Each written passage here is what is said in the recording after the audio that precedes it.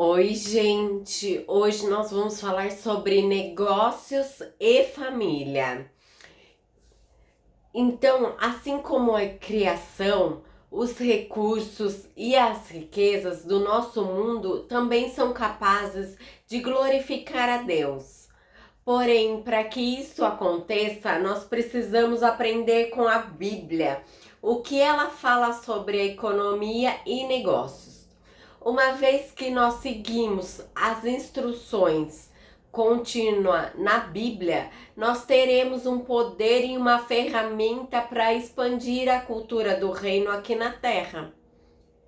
Então, nós vamos abrir a Bíblia, vou trazer bastante versículos, porque isso é importante para nós compreendermos.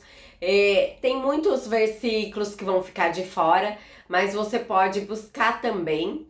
Então, nós vamos entender que as finanças, a economia e os negócios fazem parte do reino de Deus, e nós vamos entender que isso pode ser usado para trazer o reino de Deus aqui na terra nos dias de hoje.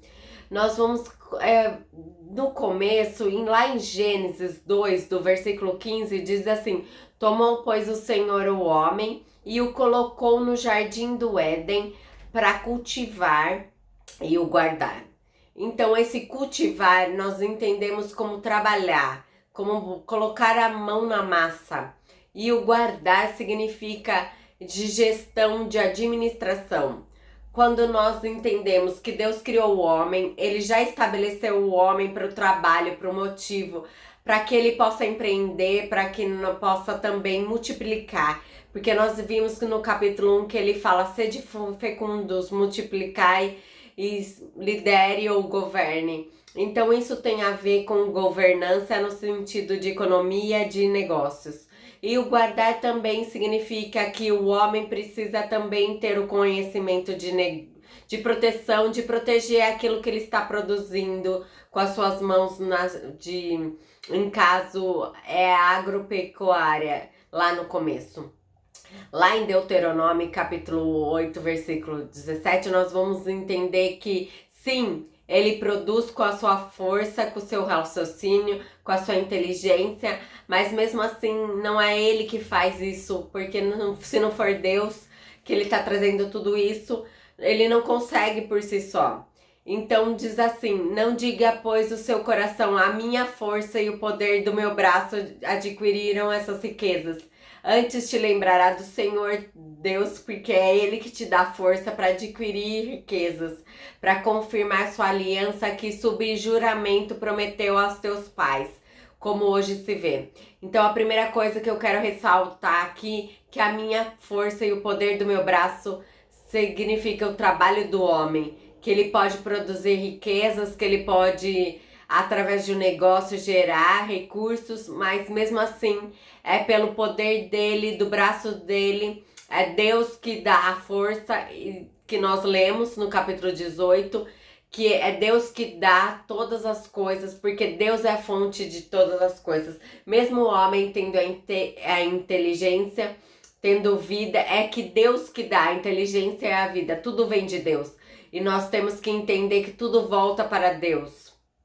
E nós vamos entender isso. Outra coisa que eu quero ressaltar aqui é que sobre juramento ele prometeu aos seus pais.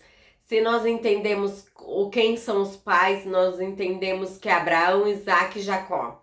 Ele está se referindo à promessa que foi declarada para Abraão, Isaac e Jacó. Qual foi essa promessa que Deus falou para essas 3 gerações?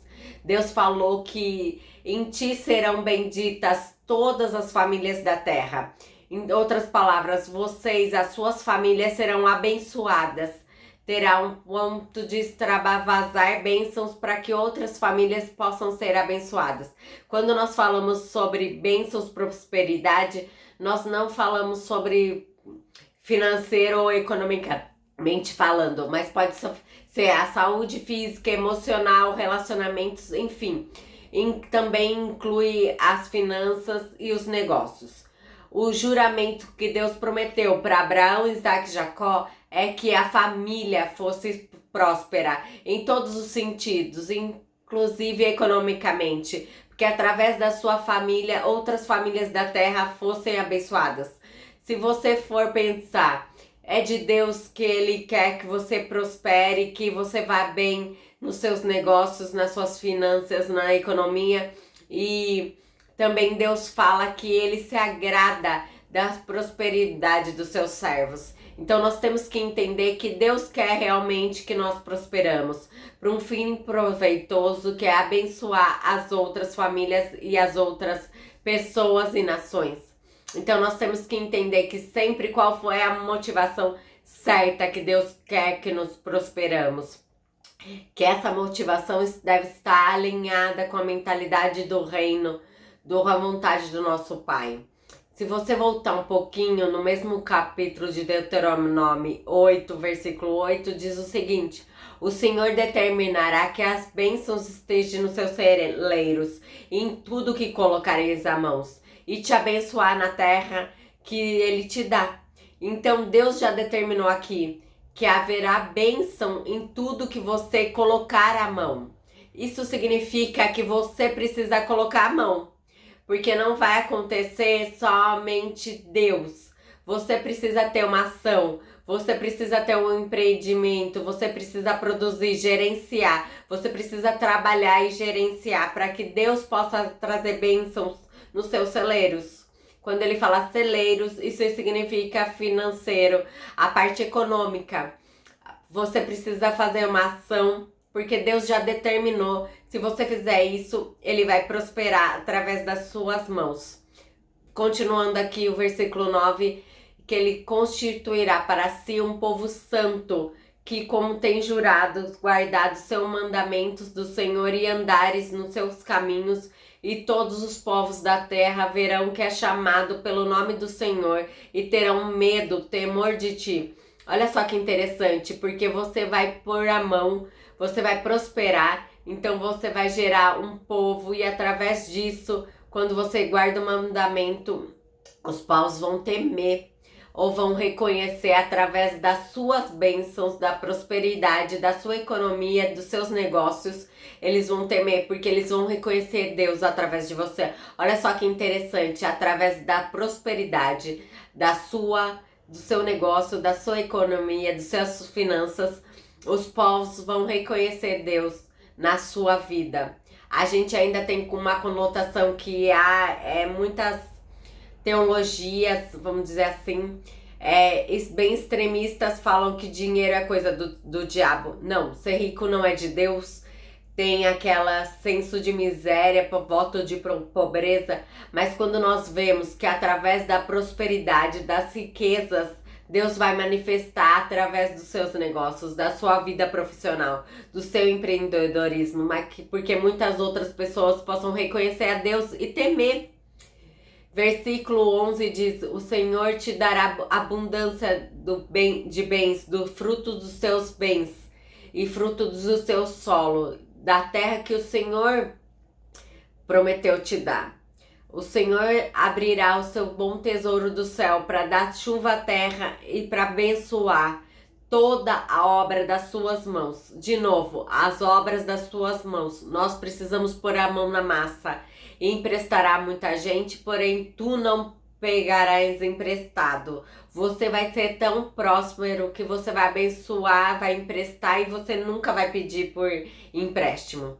O Senhor te porá por cabeça, por liderança e não por cauda, e só estará em cima e não embaixo, se obedecer os mandamentos do seu Pai, para os guardar e cumprir. Então, olha só que interessante, quantas coisas tem nesse texto, nos dá bases, como nós podemos trabalhar, como podemos ser prósperos para que, através da nossa prosperidade, muitas pessoas possam ser abençoadas, que possam reconhecer Deus, o nosso Senhor, e temer a Deus. Muitas vezes a gente pensa, para trazer a glória de Deus ou para trazer o reino de Deus, nós precisamos pregar. Precisa ter um púlpito, mas não, através do seu negócio, do seu empreendedorismo, olha só quantas coisas boas podem acontecer e a gente acaba limitando a nossa mente e ela é tão limitada, racional, como Deus está aqui na Bíblia, desde Gênesis, nós vemos que em Deuteronômio ele fala desses princípios tão bons. Na segunda-feira, nós vamos falar sobre esses princípios e falar mais sobre alguns versículos. Dê um like, se inscreva no nosso canal. Até!